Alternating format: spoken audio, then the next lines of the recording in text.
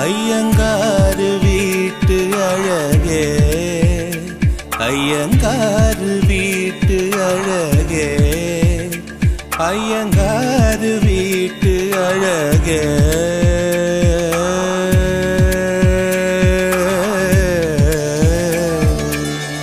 உன் போலழகி பிறக்கவும் இல்லை, இனிமேல் பிறந்தால் அது நம் பிள்ளை. உன் போல் சமத்து உலகினில்